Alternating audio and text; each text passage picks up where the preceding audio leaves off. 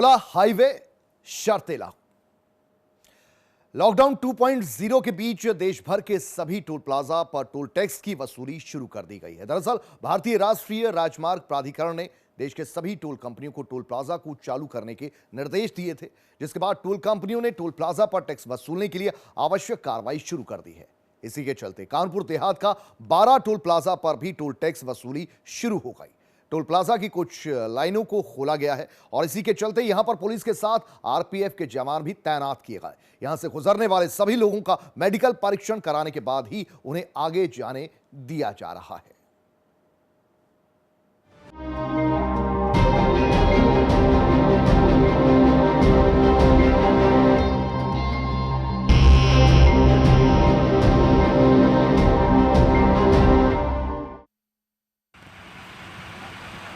आज रात से टोल को शुरू कर दिया गया है।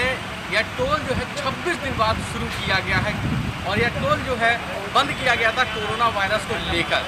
जिस तरीके से दहशत है, हालांकि अभी भी जो है कोरोना के मरीजों की संख्या दिन ब दिन बढ़ती जा रही है, लेकिन जो है सुचारू रूप से आज जो है टोल शुरू कर दिए गए हैं। 26 दिनों बाद टोल शुरू किए गए हैं, लेकिन उन्हीं गाड़ियों को जाने दिया जा रहा है जो गाड़ी जो है संबंधित स्वास्थ्य विभाग की हो, मीडियाकर्मी की हो, पुलिस की हो, या फिर राहत सामग्री को लेकर जो ट्रांसपोर्टिंग की गाड़ियां हैं उनकी लेकर जाए जा रही हैं और उनकी बाकायदा चेकिंग हो रही है। और आज इस टोल पर 12 टोल है। ये कानपुर देहात जिले का बड़ा टोल है, लेकिन चेकिंग की अगर बात की जाए तो यहाँ पर पूर्ण रूप से स्वास्थ्य विभाग की टीम भी यहाँ पर जुटी हुई है। कोई भी ऐसा मरीज नहीं जा पाएगा जो यहाँ पर संदिग्ध हो, उसकी जांच की जा रही है। आरपीएफ के जवान हैं, पुलिस भी है। हम बात करते हैं यहाँ के मैनेजर हैं, जो टोल मैनेजर हैं, उनसे बात करते हैं कि कितने दिनों बाद टोल खोला गया है और क्या क्या सुविधाएं और किन गाड़ियों को जाने दिया जा रहा है। तो किन गाड़ियों को ऐसी अलाउड किया गया है आज रात से जो टोल खुला गया है? देखिए, लॉकडाउन को लगभग 26 दिन हो गए हैं और 26 दिन के बाद में कल रात 12 बजे से टोल चालू हुआ है और हम लोगों ने यहाँ पे अपने सब बूथों में जो है sanitiser, mask, shield screen, dress, PPT kit सब वगैरह है। डॉक्टर भी हमारे साथ में 24 आवर यहाँ पे काम करेंगे और हम कोशिश करेंगे जो भी हमारे यहाँ कर्मचारी हैं या पुलिस कर्मचारी हैं या जिस भी संदिग्ध व्यक्ति पे ऐसा जो है बुखार से कांप रहा हो या कुछ जिसको संदेह है, उसको हम जो है टेम्परेचर खुद से ही चेक कर सकते हैं। सर, किस तरीके की गाड़ियों को छूट दी गई है? जिस तरीके से बताया जा रहा है कि स्वास्थ्य सीमाओं गाड़ियाँ हों या फिर ट्रांसपोर्टिंग करके जो गाड़ियाँ किन किन गाड़ियों को? जिस जो एम्बुलेंस है उनको तो छूट है ही है। उसके बाद में जिस गाड़ी में पेशेंट है फिजिकली हमें दिखता है या हमारा जो स्टाफ जाकर उनको चेक करके वास्तव में उसका जो है पेशेंट जा रहा है उनको छूट है। उनसे किसी तरह का कोई जो है पैसा नहीं लिया जा रहा है। सर, 26 दिन बाद जो टोल चालू हुआ है और ऐसे में बात की जाए अगर यहाँ के जो धन को कितना अब तक जो है नुकसान हुआ इन 26 दिन में लगभग जो है 25 से 26 करोड़ का इस प्लाजा से नुकसान अब तक हो चुका है हम लोगों का। कहना है कि 26 दिन बाद ये टोल खोला गया है और ये टोल जो है जिन 26 दिनों में जो कमाई होती थी, जो एनएचपी को फायदा होता था, परिवहन विभाग में ये पैसा जाता था, जिसको लेकर 26 करोड़ रुपए बताए जा रहे हैं। और आज से इस टोल को शुरू किया गया है, जिसको बाकायदा सैनिटाइज किया गया है। डॉक्टर की टीमें हैं, जो भी यहाँ पर जो ऐसा संक्रमित होता है उसकी जाँच करके उनको हॉस्पिटलाइज किया जाएगा। हालाँकि यहाँ पर उन्हीं गाड़ियों को जाने दिया जा रहा है जो यहाँ पर ज़रूरतमंद हो, स्वास्थ्य सेवाओं की हो या फिर जो है कोई ज़रूरतमंद आदमी हो। सिक्योरिटी पूरी है और लोगों से अपील है कि वही लोग घर से बाहर निकले जो ज़रूरत हो। बाकायदा कोरोना से अगर जीतना है तो घर में रहकर ही हम कोरोना से जीत सकेंगे। क्योंकि जिस तरीके से जो मरीज़ दिन ब दिन बढ़ रहे हैं, कानपुर में हो या आगरा में हो, उस तरीके से देखते हुए कानपुर देहात में अभी तक कोई भी पॉजिटिव मरीज़ नहीं आया है और यह अच्छी बात है कानपुर देहात ज़िले के लिए। प्रशासन अलर्ट है और यही उम्मीद करता है कि कोरोना से बचने के लिए घर में रहना जरूरी है। कानपुर देहात से सुमित गुप्ता, ANI TV, उत्तर प्रदेश। उधर अलीगढ़ में भी टोल प्लाजा पर टोल टैक्स वसूली का काम फिर से शुरू कर दिया गया। सभी टोल प्लाजास पर सैनिटाइजिंग, मास्क और सोशल डिस्टेंसिंग का भी ख्याल रखने की सरकार ने एडवाइजरी जारी की है।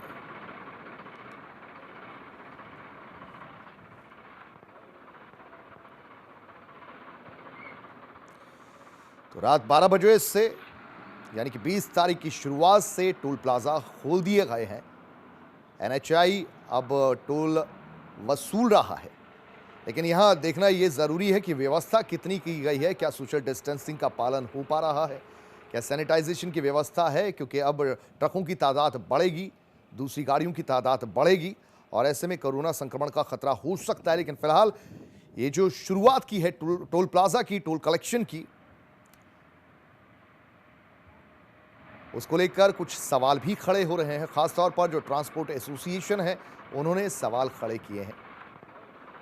उनका ये कहना है कि अभी फिलहाल टोल नहीं वसूला जाना चाहिए, क्योंकि पहले इससे ही ट्रक एसोसिएशन या जिनके अपनी ट्रांसपोर्ट हैं या अपने जो ट्रक चालक हैं, उनका अच्छा खासा नुकसान हुआ है।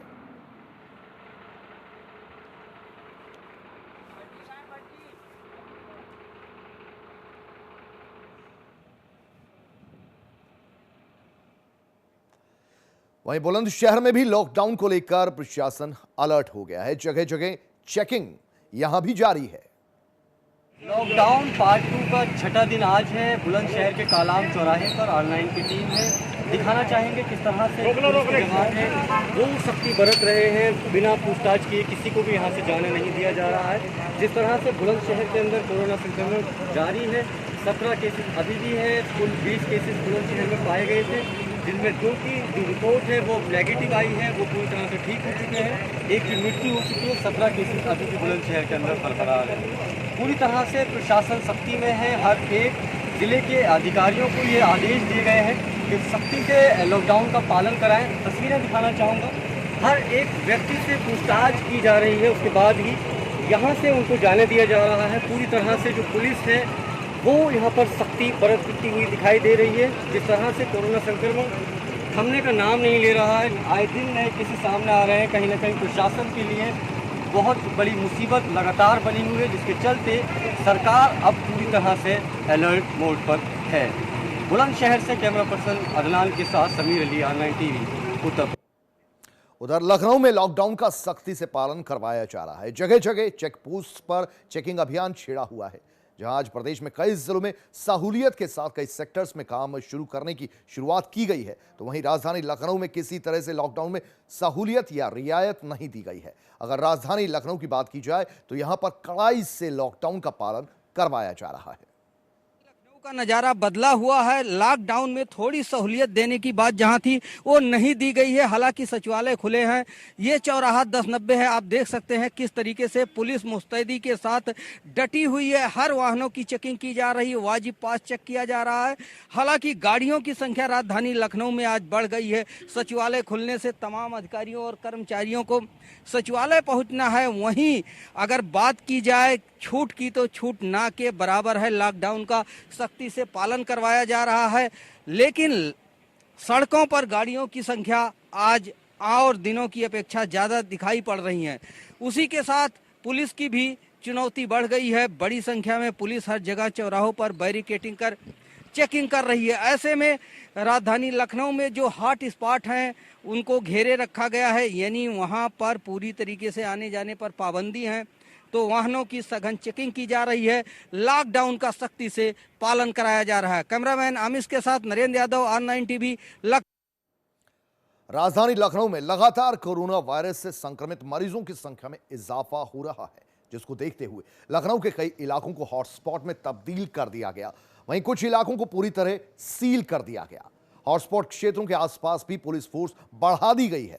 अब तक लॉकडाउन का उल्लंघन करने वालों के विरुद्ध यूपी में 4,75,334 वाहनों के चालान और 26,266 सीज के साथ 9 करोड़ 7 लाख से ज्यादा का शुल्क वसूला गया है।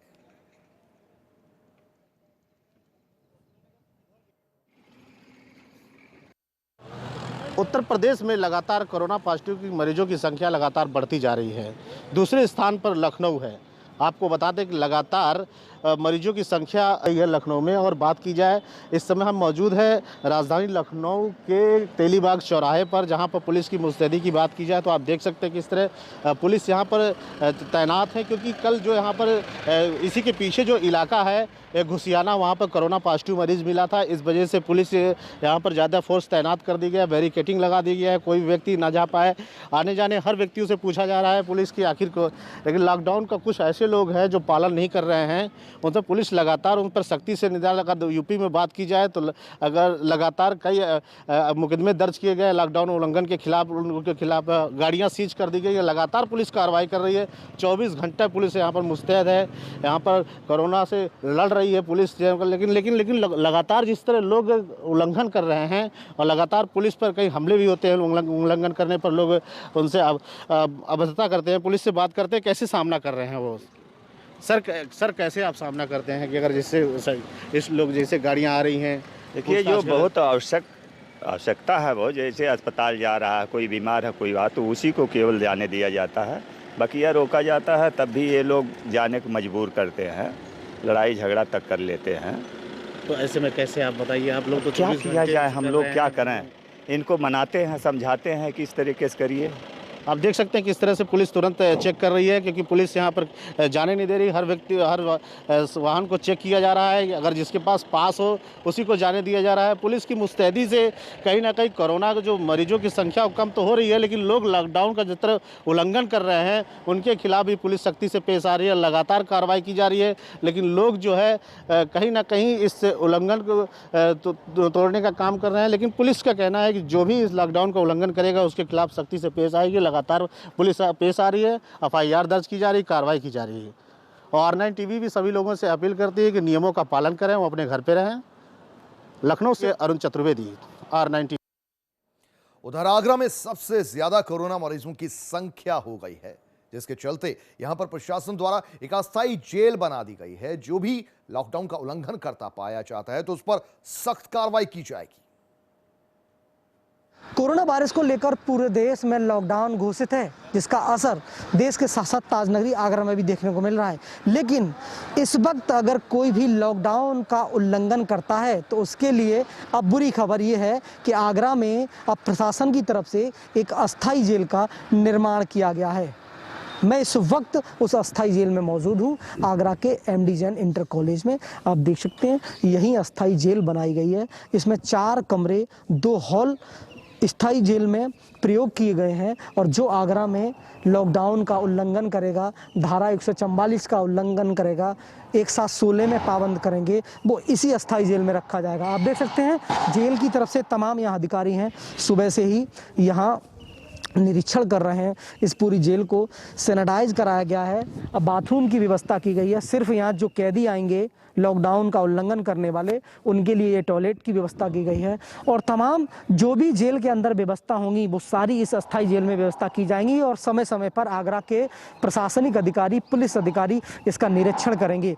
तो अब साफ तौर से ये कहा जा सकता है कि ताजनगरी आगरा में अगर लॉकडाउन का आप उल्लंघन करते हैं तो आपको जेल की हवा खानी पड़ेगी, क्योंकि लॉकडाउन का पार्ट 2 शुरू हो गया है और उसका सख्ती से अब पालन करना होगा। पुलिस प्रशासन सड़कों पर है और लोगों से अपील कर रही है कि घरों में रहें, लॉकडाउन का उल्लंघन न करें। Shiv Chauhan, Agra, R9 TV, Uttar Pradesh. अलीगढ़ में भी टोल प्लाजा पर टोल टैक्स की वसूली का काम फिर से शुरू कर दिया गया है। सभी टोल प्लाजास पर सैनिटाइजिंग, मास्क और सोशल डिस्टेंसिंग का भी ख्याल रखने की सरकार ने जो एडवाइजरी जारी की है उसके तहत काम किया जा रहा है। चलिए लाइव हमारे साथ हमारे संवाददाता अलीगढ़ से प्रमोद कुमार जुड़ रहे हैं। प्रमोद कुमार, ये बताइए कि आज से शुरुआत हो गई है, रियायत दी गई है, सोशल डिस्टेंसिंग का क्या ख्याल रखा जा रहा है? बिल्कुल, देखिए मैं आपको बता दूं, अलीगढ़ में जो टोल प्लाजा फ्री थे वो देर रात 12 बजे से टोलों पर जो गुजरने वाली गाड़ियां हैं उनसे वसूली शुरू कर दी गई है। और खास सोशल डिस्टेंसिंग का पूरा ध्यान रखा जाए, ये सीधे तौर पर जिलाधिकारी ने आदेश जारी किया है। इस दौरान जो टोल से लोग गुजर रहे हैं काफी सोशल डिस्टेंसिंग का दूरी बनाकर ही गुजर रहे हैं। इसके अलावा आपको बता दें कि 23 मार्च को देश में लॉकडाउन हुआ था, उसी के बाद 25 मार्च को टोल फ्री कर दिए गए थे। और उत्तर प्रदेश सरकार ने एक पत्र केंद्र सरकार को लिखा था जिसमें उन्होंने कहा था कि टोल चालू हो जाए तो कहीं ना कहीं गवर्नमेंट को जो पैसा है, पैसे की आमदनी का एक जरिया बढ़ेगा। इसी के चलते टोल चालू कर दिए गए और देर रात से लगातार टोलों पर खास चीज देखने को ये मिल रही है कि सोशल डिस्टेंसिंग का पूरा ध्यान रखा जा रहा है। जी प्रमोद, ये भी बताइए कि इससे पहले सप्लाई चेन तो पहले से जारी थी, अब कौन कौन सी सेक्टर्स को रियायत दी गई है? कंस्ट्रक्शन सेक्टर को रियायत मिली है, इसके अलावा दूसरे कुछ ऐसे इकाइयां हैं या उद्योग हैं उनको भी रियायत मिली है। कितना प्रतिशत इजाफा देख रहे हैं आप गाड़ियों की तादाद में? देखिए, गाड़ियों की अगर बात की जाए तो जो टोल पर तमाम जो भीड़ लगी रहती थी, लाइन गाड़ियों की लगी रहती थी, आज वो लाइन बिल्कुल देखने को नहीं मिल रही है। और जो गाड़ियां गुजरने वाली हैं वो गाड़ियां हैं जिन पर लोगों को पास जारी कर दिए गए, पास वाली गाड़ियां। और इसके अलावा तमाम वो गाड़ियां गुजर रही हैं जो टना के